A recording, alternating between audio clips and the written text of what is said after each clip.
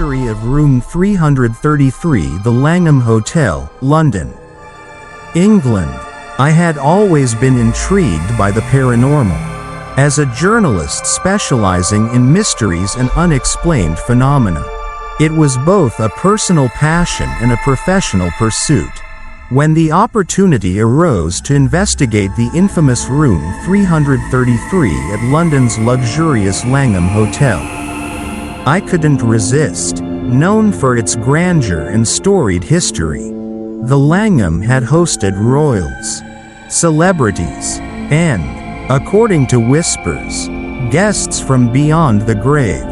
Upon arriving, the hotel's striking Victorian facade immediately gave me a sense of traveling back in time. The grand lobby, with its marble pillars, crystal chandeliers, and antique furniture, evoked an elegant but slightly eerie atmosphere.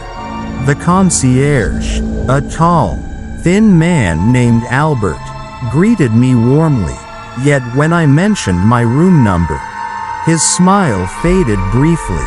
Room 333. Sir? He repeated, a faint hesitation in his voice. That's right, I confirmed, curious about his reaction. He quickly regained his composure. Certainly, sir. Let me escort you to your room. As we walked toward the elevator, Albert remained oddly quiet. Once we reached the third floor, he paused slightly at the elevator door before stepping out. Is something wrong, Albert? I asked, sensing his discomfort. He smiled unconvincingly. Not at all, sir. Just an old man's imagination, I suppose. Room 333 was at the end of a long, carpeted hallway adorned with old oil paintings and antique lamps casting dim, golden glows.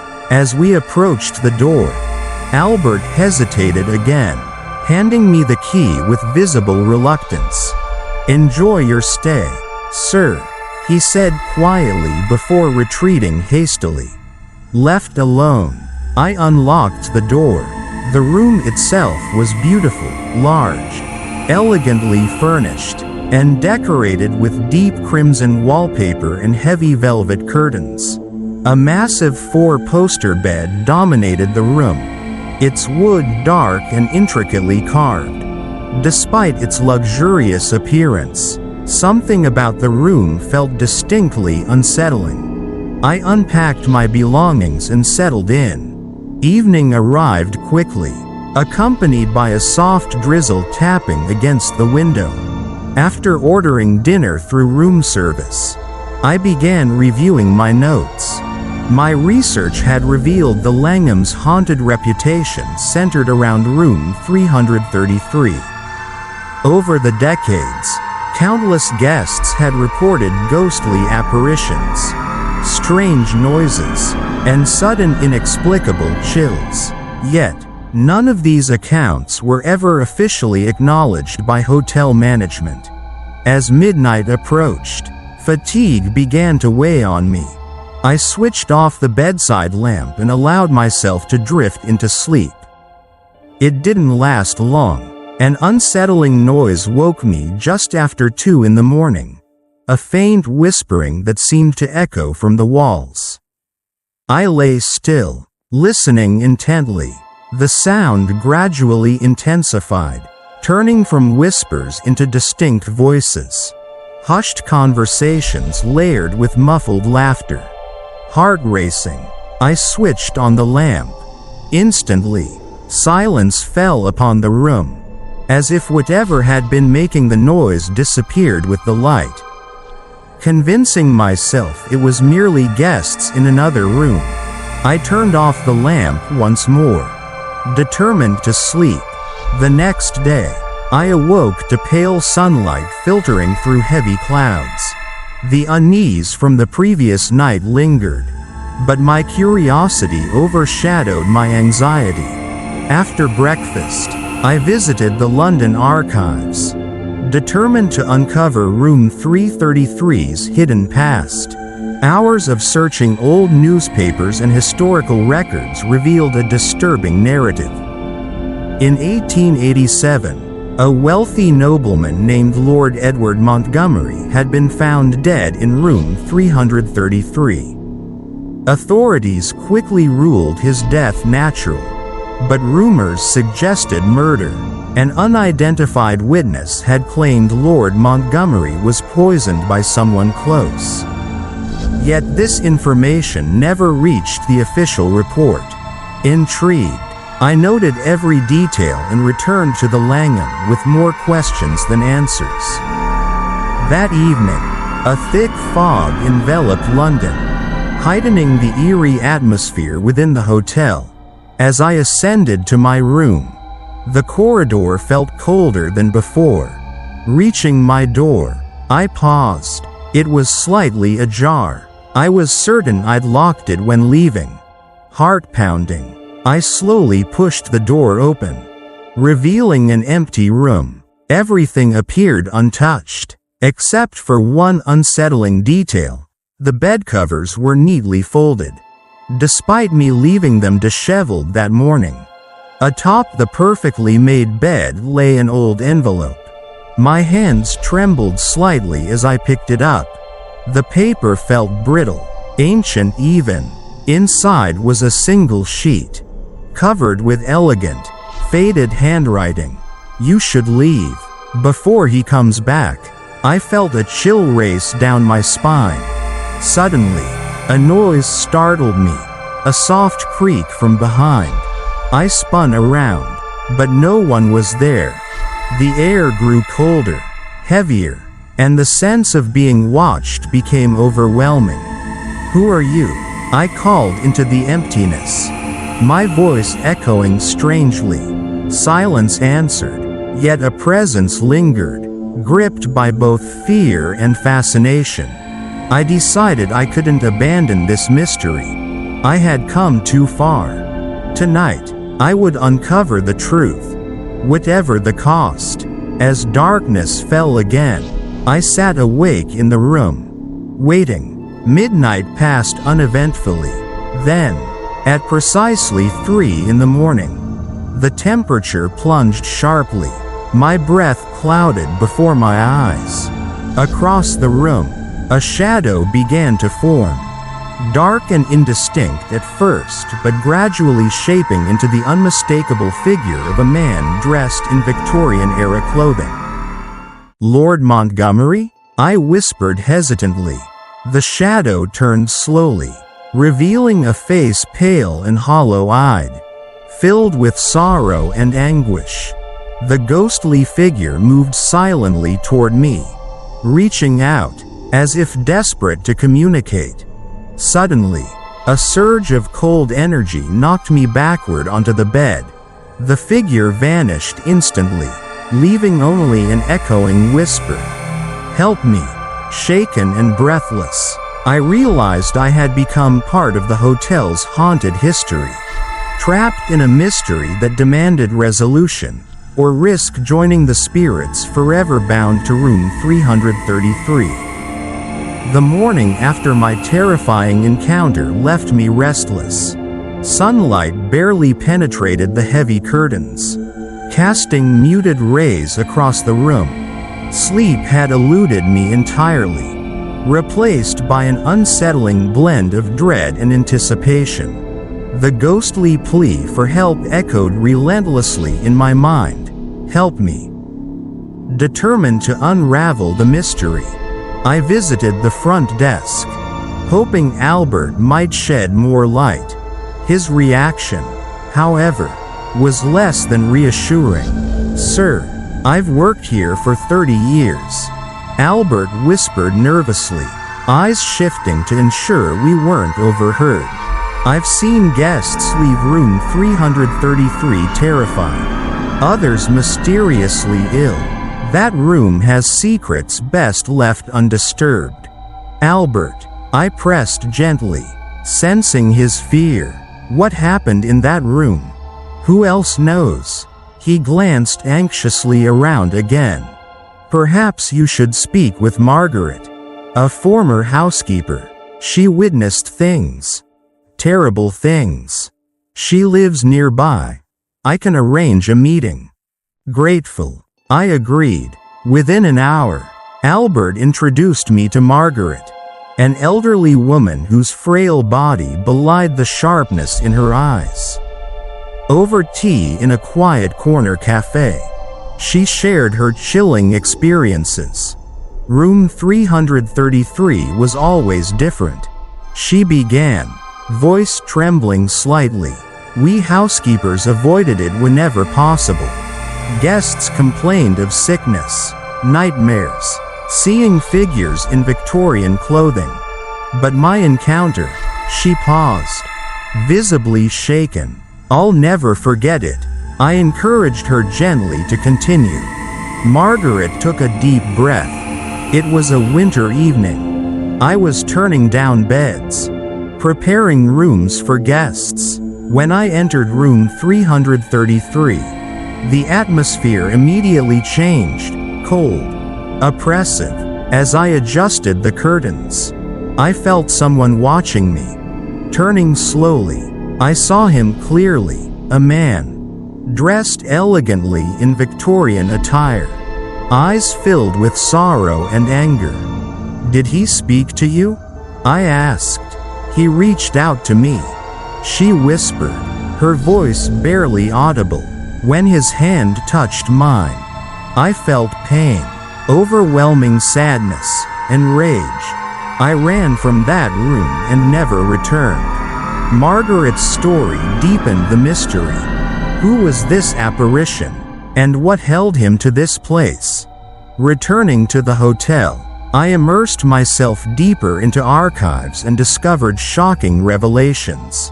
Lord Montgomery had indeed been poisoned, his death carefully concealed to protect powerful figures involved in a scandalous inheritance dispute. His killer was never caught, and his spirit seemingly bound eternally to the room, seeking justice. That evening, armed with newfound determination, I entered room 333 once more. The atmosphere was thick with expectation. Lighting candles, I placed Montgomery's portrait, found earlier in my research, on the table, hoping it might prompt a reaction. As midnight struck, the room grew icy cold. A voice echoed softly behind me. You've learned my truth, but my torment continues. Turning sharply, I faced Lord Montgomery's spectral form clearly outlined, eyes pleading. Who did this to you? I asked urgently.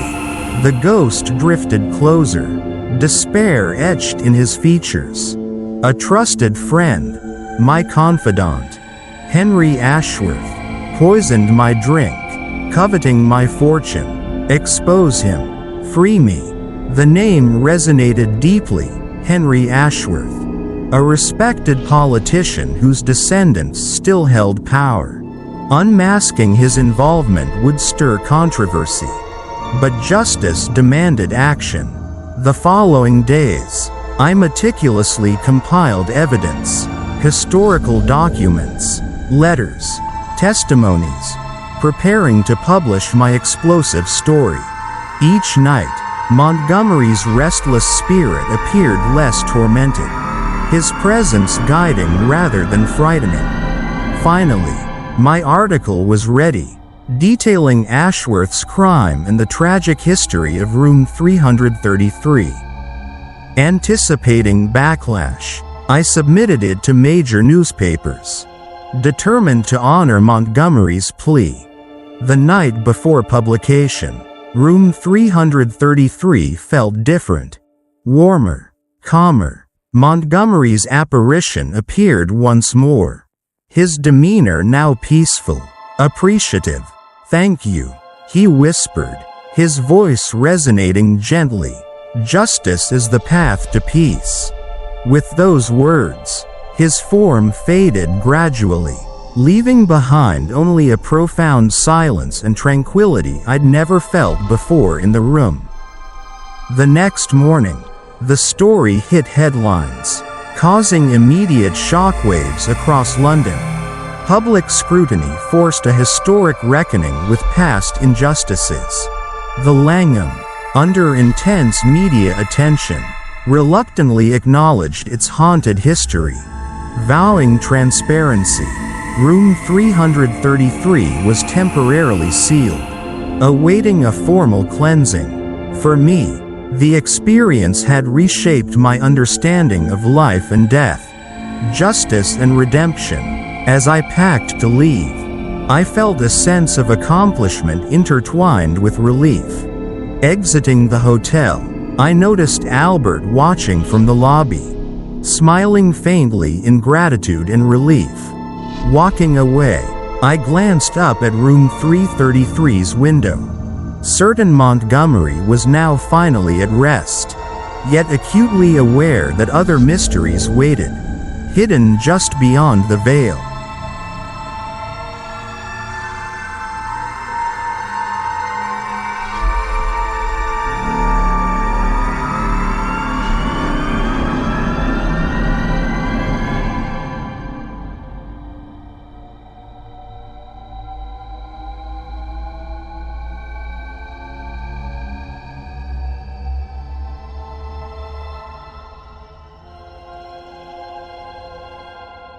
The Locked Room, Banff Springs Hotel, Alberta, Canada.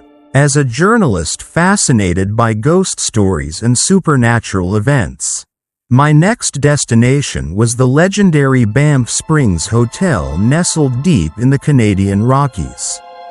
Known as Canada's Castle in the Rockies, this iconic hotel had long attracted visitors for its picturesque surroundings, luxurious amenities, and more intriguingly, its ghostly inhabitants. My attention was specifically drawn to a room on the 8th floor, a room permanently sealed, its door plastered shut, and conspicuously missing from hotel directories.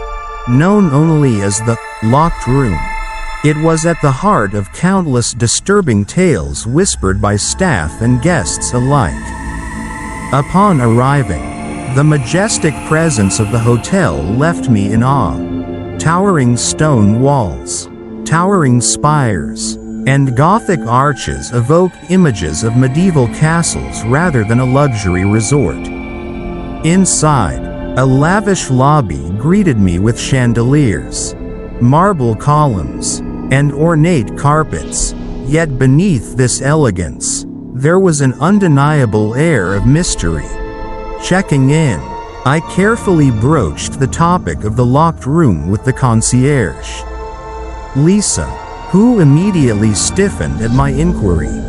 "We prefer not to discuss that room," she replied politely but firmly, clearly uncomfortable. "It's sealed for guests' safety." "Safety?" I questioned, intrigued. "From what exactly?" Lisa hesitated briefly. "Some stories are best left untold, sir." Her guarded response only fueled my curiosity further. Later that afternoon, I discreetly approached an older bellman named George, hoping for more openness. With cautious glances around, he quietly explained, "Decades ago, a terrible tragedy occurred in that room. A young family was found dead. Police never solved the crime, but guests who stayed afterward reported horrifying visions. Eventually, management sealed it permanently." "What exactly did they see?" I pressed. "Apparitions of the family, screams in the night, sometimes even handprints appearing on the walls." George whispered gravely. "Management claims it's sealed off, but some nights, staff still hear noises from within." My curiosity intensified. Later that evening, unable to resist, I ascended alone to the 8th floor. The hallway felt narrower here, its luxurious carpeting and ornate wallpaper hiding something sinister. Finally, I reached the infamous locked room. Its entrance was unmistakable, An ordinary door at first glance, yet firmly sealed with plaster. Its number removed, leaving behind only an eerie blankness. As I stood before it, an unsettling chill enveloped me. Instinctively, I pressed my hand against the plaster, immediately retracting it when I felt the surface inexplicably warm, almost pulsing beneath my fingertips. "Strange, isn't it?" came a sudden voice from behind, causing me to jump. Turning quickly, I saw a woman standing in the shadows. "Who are you?" I asked sharply. She stepped forward calmly, revealing herself as Margaret, one of the longtime hotel historians. "I've seen many curious souls drawn to this door," she explained softly, "but very few dare to dig deeper." "I intend to," I said resolutely. Margaret smiled faintly, a sadness lingering in her eyes. "Then you'll need this," she said, handing me a faded, worn-out notebook. "It's the diary of Anna Carter, the last person who stayed in this room before it was sealed. Her experiences might provide answers, but beware. Some truths are best forgotten." I accepted the diary gratefully, retreating to my own room to read it in privacy. Opening the fragile pages, I felt a cold shiver run down my spine as I began to unravel the chilling experiences of Anna Carter. Events that would soon draw me irreversibly into the terrifying legacy of Banff Springs Hotel's locked room. The diary of Anna Carter was old, its pages yellowed and fragile. As I carefully turned the pages, I could almost feel the weight of her fear embedded in the inked words. June 12, 1953. The first night here was uneventful, though something about this room feels off. The air is thick, as if the walls themselves are watching me. Anna's early entries described a growing unease, the sensation of being observed. Fleeting shadows in the mirror, whispers that seemed to echo from the locked wardrobe. But as the nights passed, her words became frantic, desperate. June 15, 1953. I woke up to the feeling of someone sitting on my bed. The indentation was there, right beside me, but when I turned on the light, there was nothing. My door was locked from the inside.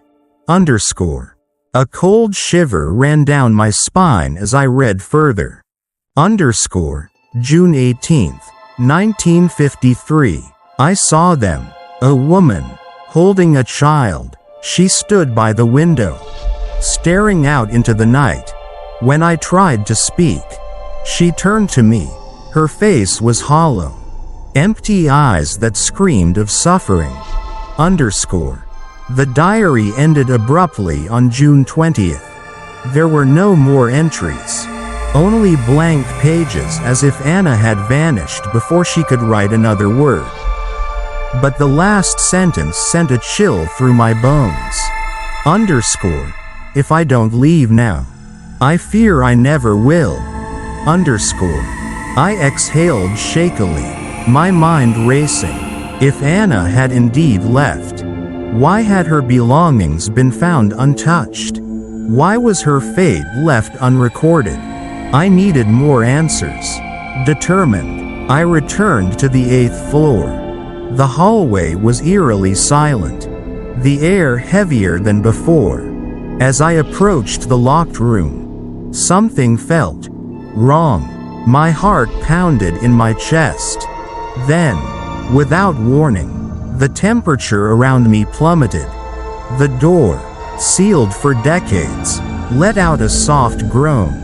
A whisper, barely audible, slithered through the air. "Help me." I swallowed hard, gripping my flashlight. "Who are you?" I whispered back. The air shifted. A shadow formed near the door, faint but unmistakable, a woman, holding a child, just as Anna described, their faces blurred, flickering between sorrow and something darker. The mother lifted her hand, pressing it against the door. The plaster cracked beneath her fingers. Panic surged through me. The door was never meant to be opened, but something inside begged to be freed. Summoning courage, I reached for the handle. At my touch, a force slammed into me, sending me crashing against the opposite wall. The whisper grew louder, overlapping voices crying out for release. The walls trembled. Then, suddenly, silence. The hallway was empty again. The oppressive presence dissipated. My breath came in ragged gasps. The door remained sealed, but I knew something inside was still waiting. The next morning, I checked out of the Banff Springs Hotel, but not before leaving Anna's diary with the concierge. "Lisa, it belongs here," I told her, "so people don't forget." She nodded, understanding in her eyes. Some stories demand to be remembered. As I drove away, I glanced at the towering hotel in my rearview mirror. The truth of the locked room would remain hidden, its ghosts forever trapped behind that sealed door.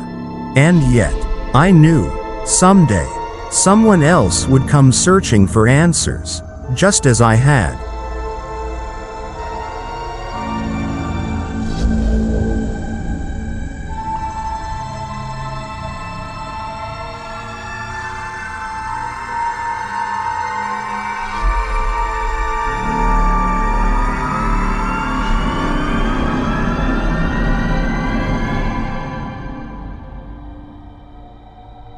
The Ghost of the 14th Floor, Asia Hotel, Bangkok, Thailand. I arrived at the Asia Hotel in Bangkok amidst the bustling chaos of the city's vibrant nightlife. My latest assignment brought me to Thailand, a land rich in tradition, mysticism, and countless tales of supernatural encounters. Among these stories, the Asia Hotel stood out distinctly due to its unsettling reputation, specifically the 14th floor. Known as a hotspot of paranormal activity, the hotel lobby was alive with tourists. Yet beneath the glittering chandeliers and polished marble floors lingered an unsettling sense of unease. Checking in, I discreetly requested a room on the 14th floor. Drawing a wary glance from the receptionist. "You are certain, sir?" she asked, her eyes narrowing slightly. "Quite certain," I replied confidently, intrigued by her apprehension. She nodded silently, handed me the keycard, and quickly turned away. The elevator ride felt unusually slow, creaking slightly as it ascended. When the doors slid open onto the 14th floor, I stepped out into a hallway that instantly felt colder, quieter, detached from the lively world below. My room, number 1408, awaited me at the far end of the corridor. As I walked, I couldn't shake the sensation of being watched. Glancing back repeatedly, I saw nothing but empty hallways stretching behind me, lit only by dim, flickering lights.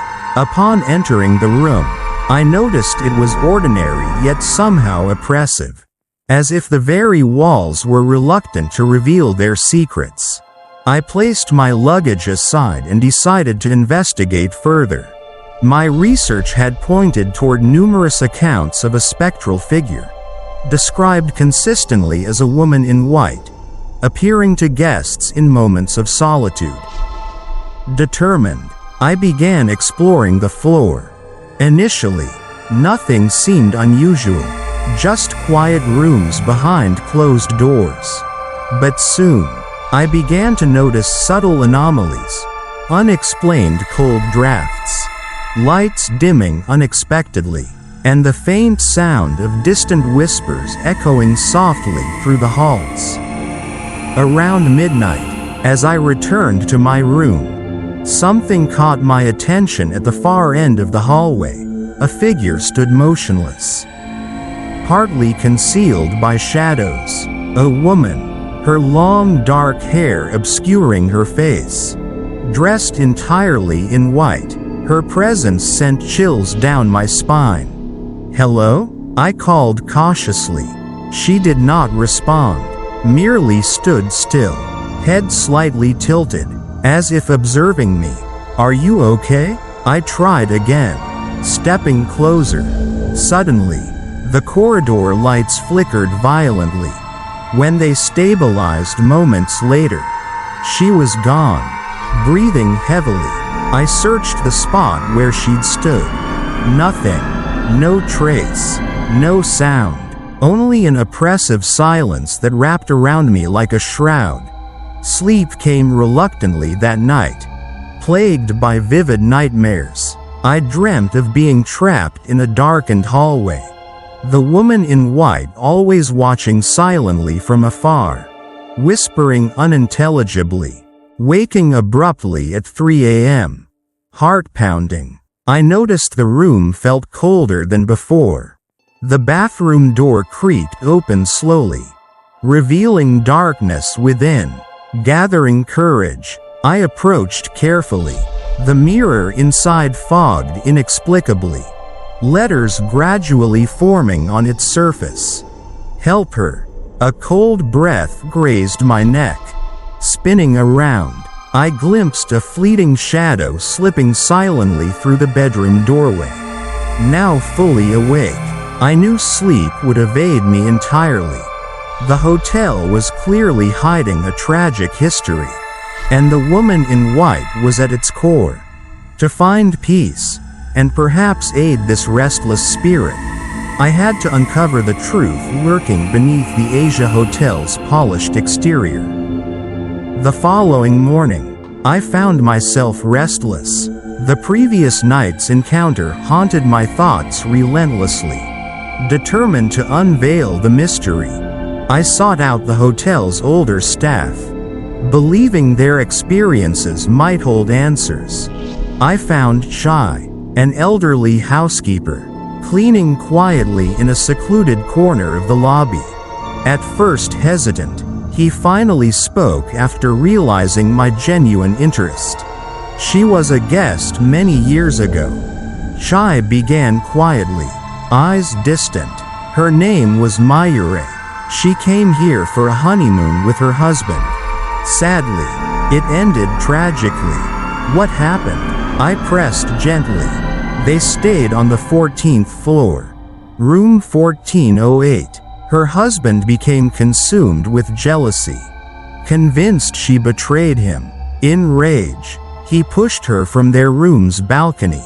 Since then, her spirit has roamed the hallway, searching for justice.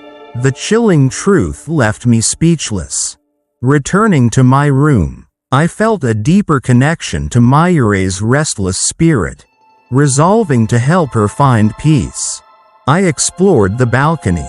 An unsettling chill swept over me as I noticed faint scratch marks etched deeply into the metal railing.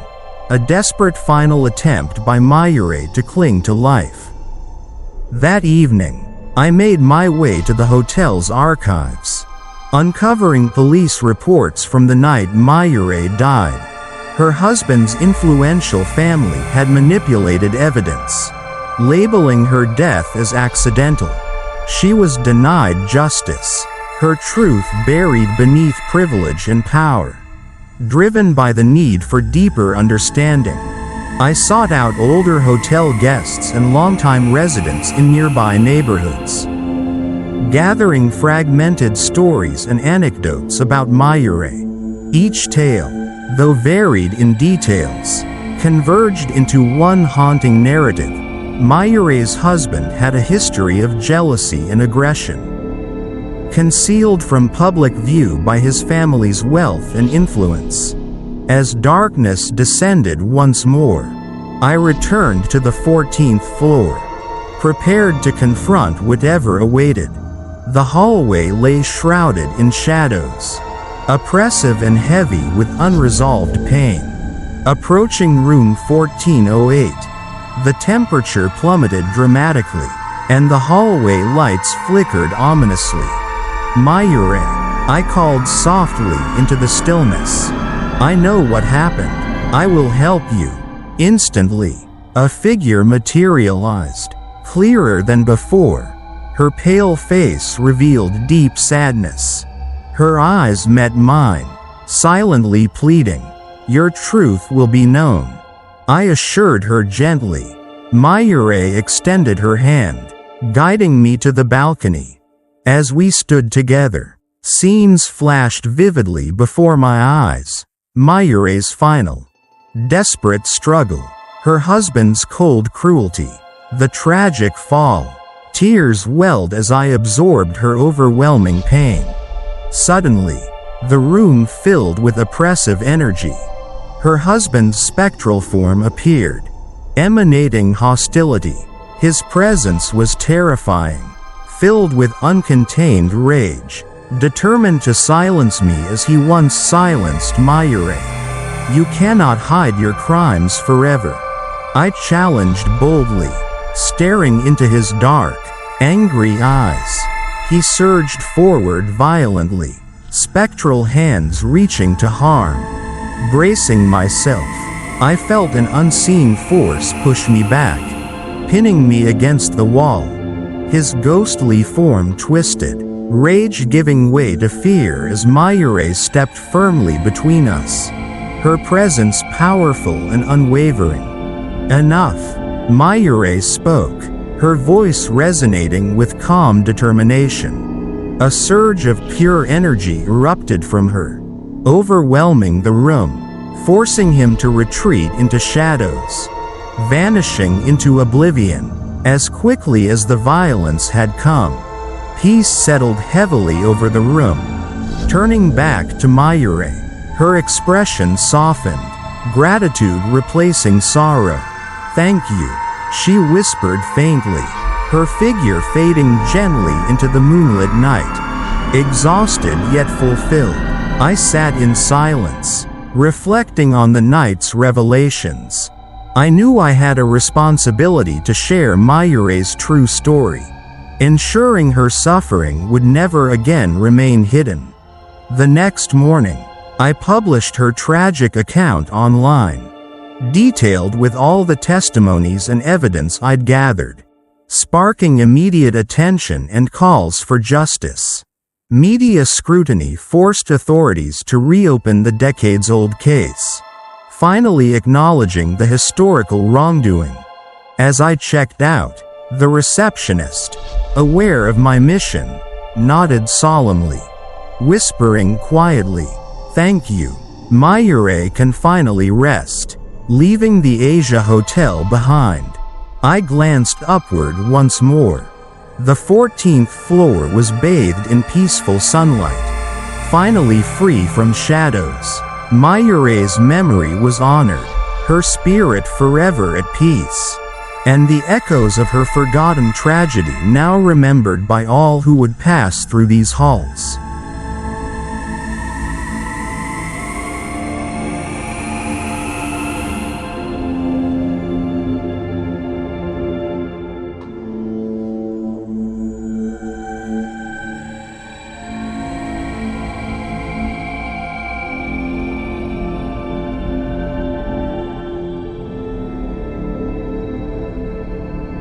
The Lady in Black, Monte Cristo Homestead, New South Wales, Australia.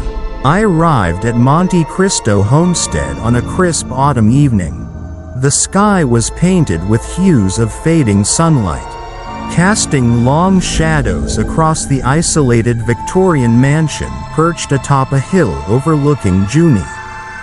Known as Australia's most haunted house, its reputation had drawn me from thousands of miles away, eager to uncover the mysteries hidden within its storied walls. As I stepped onto the property, An eerie quiet enveloped me. The homestead, elegant yet foreboding, seemed frozen in time, with intricate ironwork balconies, faded brickwork, and overgrown gardens that whispered tales of past splendor and sorrow. Approaching the entrance, I felt a peculiar sense of being watched, though glancing around revealed nothing but stillness. Mrs. Thompson, the caretaker, greeted me warmly but cautiously at the door.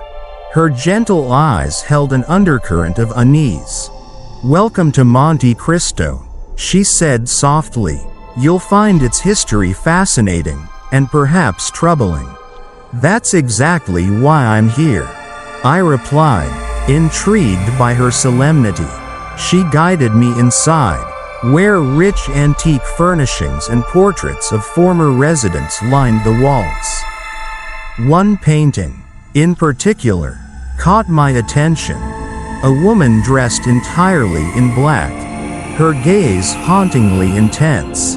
"Who is she?" I asked, unable to tear my eyes away. "Elizabeth Crawley," Mrs. Thompson answered quietly. "The lady in black. She was Christopher Crawley's wife, the original owner. After her husband's death, she rarely left the house, dressing only in mourning clothes until her own death decades later."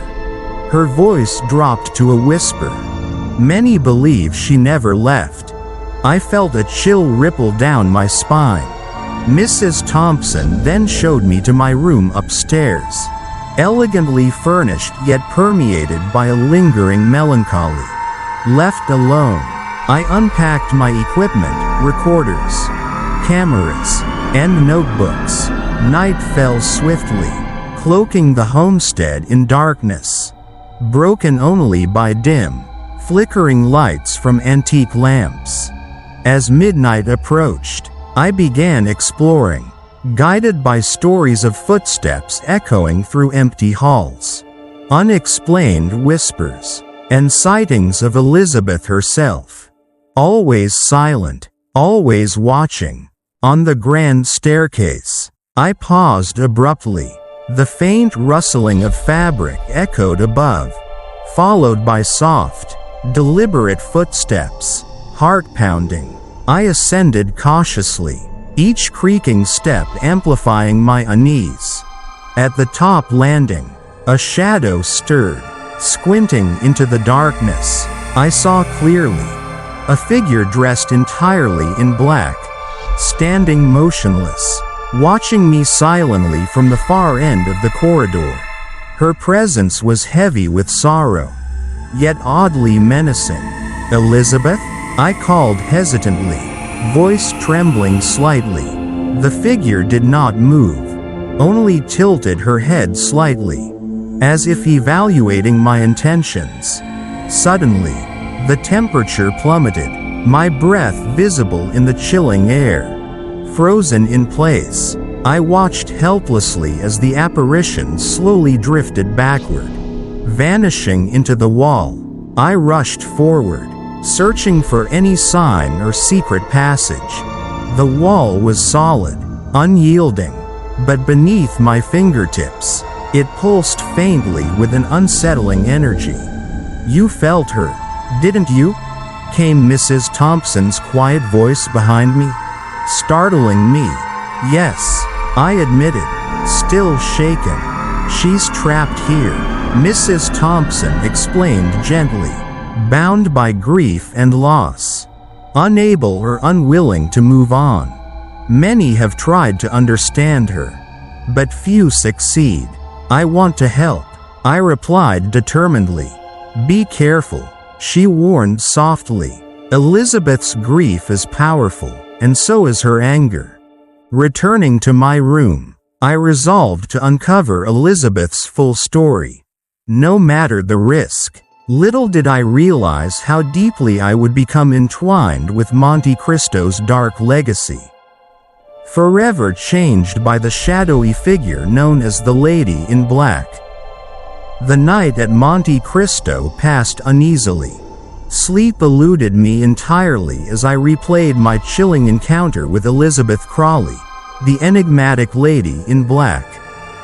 The room seemed alive with whispers, faint cries echoing from unseen corners, reinforcing my determination to uncover the source of Elizabeth's unrest.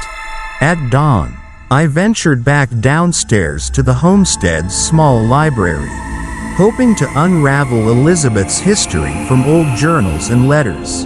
As sunlight spilled gently into the room, illuminating dust particles floating lazily through the air, I discovered a series of aged diaries hidden behind several leather-bound books. The delicate pages belonged to Elizabeth herself. Her handwriting, neat yet anguished, detailed her life's tragic progression from vibrant happiness to profound despair.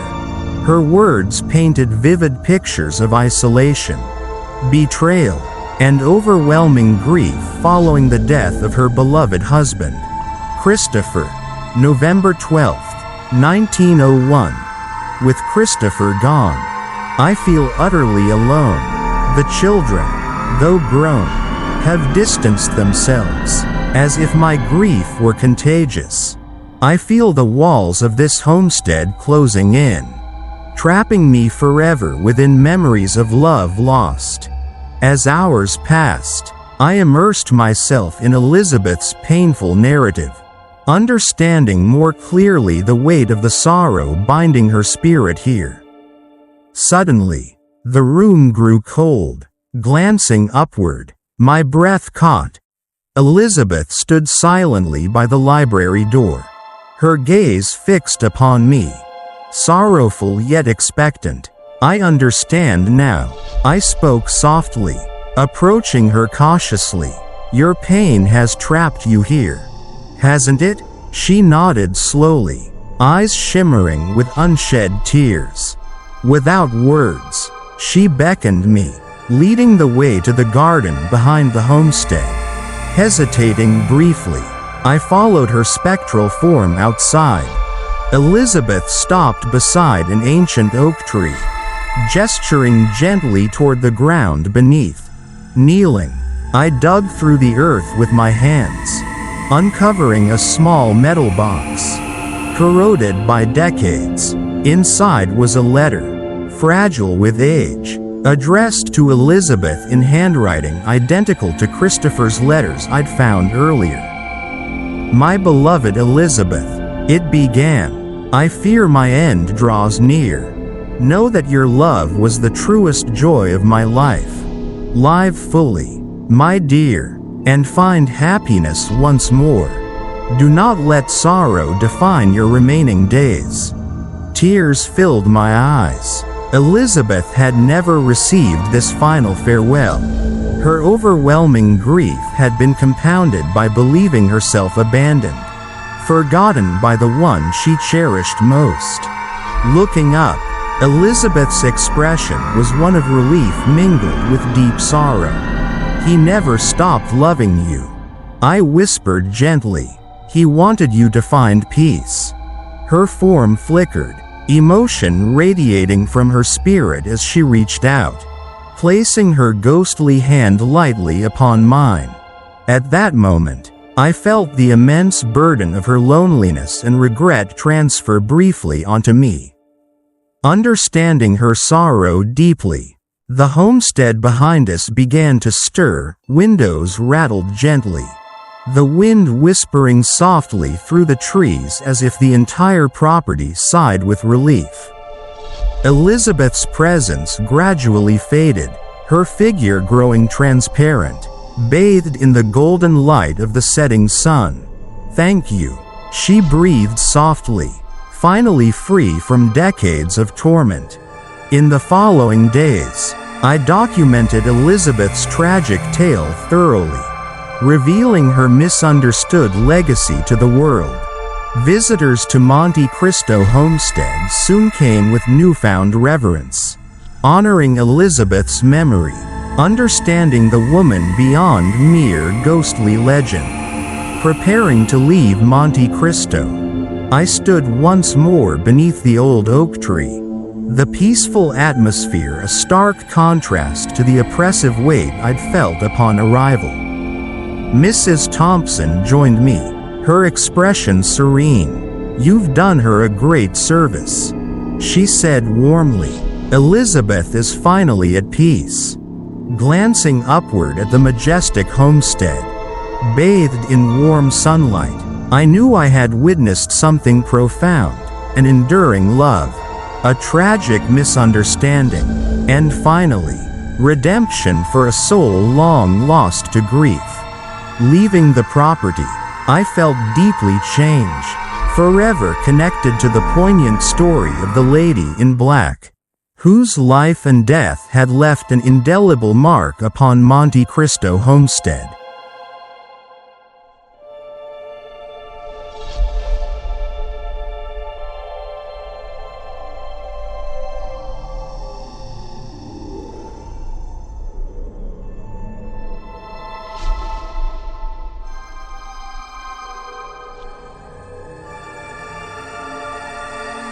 The Forbidden Night, Bangar Fort Hotel, Rajasthan, India.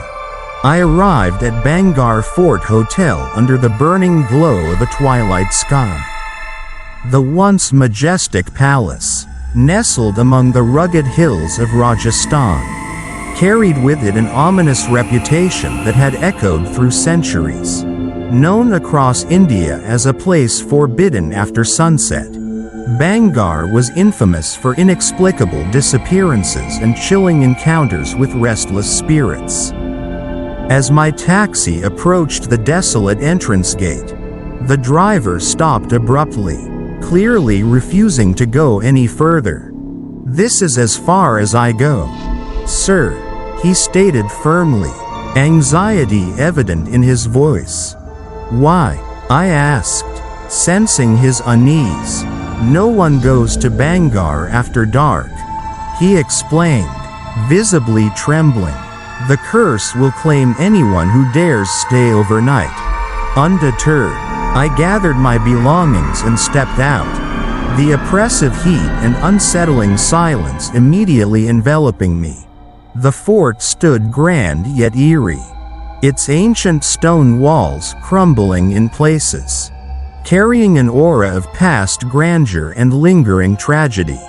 Walking through the deserted courtyard, I found myself drawn towards the main palace building, now operating as a heritage hotel catering only to the bravest, or perhaps most foolish, guests. At the reception desk, I met Ravi, a weary-looking manager whose welcoming smile failed to mask his discomfort.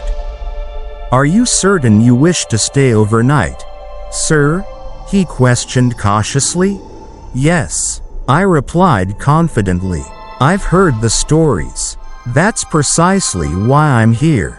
Ravi sighed, handing me the heavy brass key for room 101, located in the heart of the ancient palace. "Then may luck protect you," he murmured softly. Room 101 was spacious but dimly lit, adorned with elaborate tapestries depicting scenes of royal life centuries ago. The room's antique furnishings and intricate carvings spoke silently of a bygone era. Yet a pervasive sadness lingered in the air. As nightfall descended upon the fort, I felt an increasing sense of dread.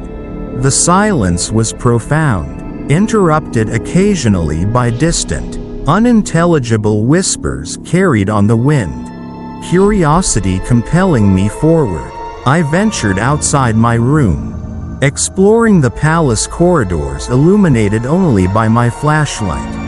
Deep into the fort's inner chambers, the air became chillingly cold. I stumbled into a hidden alcove where faded murals depicted a horrifying scene, a royal family betrayed, their throats cut by shadowy figures. My heart raced. This was a history deliberately hidden. A soft sob echoed through the corridor behind me. Turning quickly, I saw a young woman standing motionless in the distance, her translucent form glowing faintly in the darkness. Her mournful eyes locked onto mine. "Who are you?" I asked, voice barely above a whisper. She lifted a ghostly hand, pointing toward a distant, shadow-cloaked passageway. Without a word, she vanished, leaving behind only an icy chill.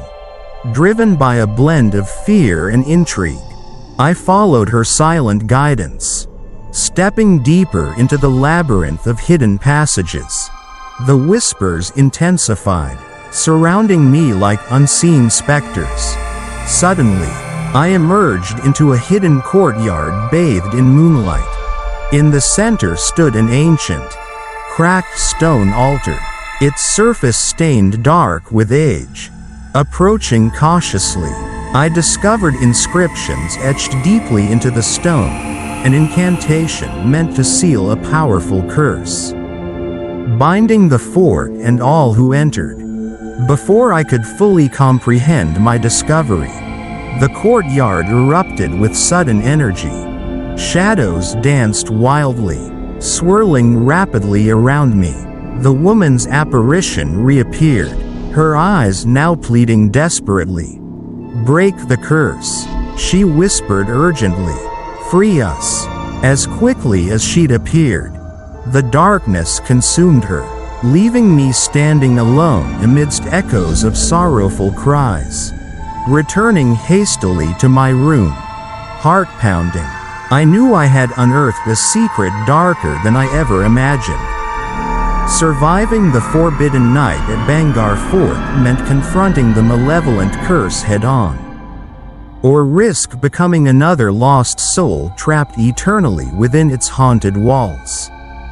Returning to room 101, my heart raced uncontrollably.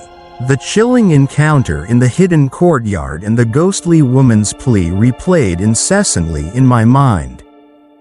Bangar Fort had revealed a fragment of its dark past, but its full story remained shrouded in mystery. Determined to uncover more, I examined the inscriptions I'd hastily photographed on my phone. The ancient language was complex, but a local scholar named Professor Sharma had agreed to help decipher the text. I sent him images immediately, anxiously awaiting his reply. As the night deepened, the oppressive atmosphere intensified. Whispering voices seeped through the walls, growing louder and clearer. They spoke in anguished tones, pleading for freedom from their eternal torment. Unable to endure the suspense any longer, I ventured once more into the hallway, guided by an unexplainable force. Suddenly, my phone buzzed. A message from Professor Sharma. The inscription describes a powerful curse placed by a betrayed royal sorcerer upon the king's family and their descendants. Only an act of genuine remorse and forgiveness can lift this curse. My heart sank. How could I break a centuries-old curse alone? I moved hesitantly toward the hidden courtyard again, compelled by invisible hands pushing me onward. The spectral figure of the woman reappeared, her expression deeply sorrowful. "You must unite their spirits in forgiveness," she murmured gently. "They suffer because hatred and betrayal bind them eternally." "How?" I asked desperately, feeling helpless before the immense spiritual burden. "Speak the truth of their betrayal," she instructed. "Reveal their sorrow. Let them acknowledge their wrongs. Only then can they move on." Taking a deep breath, I spoke aloud the history I'd learned. The betrayal by trusted advisors, the murders committed in cold blood, and the royal sorcerer's tragic anguish. As my words echoed through the empty halls, the air around me trembled, filled with energy. Spectral forms emerged slowly, royal figures, servants, advisors, all frozen in states of perpetual despair. One by one, their expressions shifted from anger and resentment to profound sadness and remorse. The courtyard filled with their whispered apologies and tearful regrets. The spectral woman stepped forward again, revealing herself clearly for the first time. She was Princess Mira, the innocent victim who had suffered greatly from the curse. "Forgive each other," Mira implored softly. "Release yourselves from this eternal torment." A wave of powerful emotion surged through the gathering spirits. Slowly, their ghostly forms embraced, tears mingling as centuries of hatred dissolved into forgiveness and reconciliation. Their ethereal images began to glow softly, gradually fading as peace finally overtook them. Princess Mira turned to me, a serene smile now on her lips. "Thank you. Our souls can now rest, free from pain." Her form gently vanished into the night air, leaving the courtyard bathed in tranquil silence. Exhausted yet profoundly moved, I returned to my room as the first light of dawn crept over Bangar Fort. The oppressive atmosphere had lifted entirely, replaced by a newfound sense of peace. As I departed the fort later that morning, Ravi, the hotel manager, approached with wonder and gratitude evident in his expression. "You have done what no one else could," he said quietly, his eyes filled with awe. "The curse has finally been broken." Leaving Bangar Fort behind, I reflected on the incredible experience, an encounter with history, tragedy, and ultimately redemption. The Forbidden Night had forever changed my understanding of forgiveness, healing, and the enduring power of truth.